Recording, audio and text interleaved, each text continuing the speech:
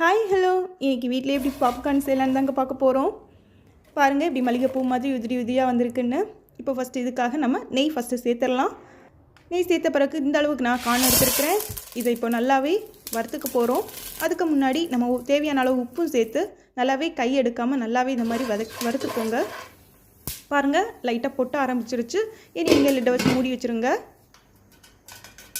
பாருங்கள் எப்படி டக் டக் டக் டக்குன்னு சவுண்டு வருது. இன்னும் கொஞ்சம் நேரத்துலேயே நமக்கு பாப்கார்ன் ரெடி ஆயிரும். இப்போ பாப்கார்ன் ரெடி ஆகிட்டுருக்கு.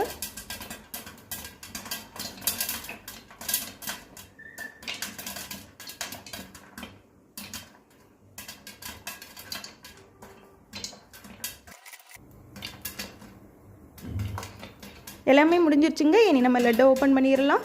அவ்வளோதான். இந்த வீடியோ பிடிச்சிருந்தனா கண்டிப்பாக சப்ஸ்கிரைப் பண்ணிக்கோங்க. தேங்க்ஸ் ஃபார் வாட்சிங்.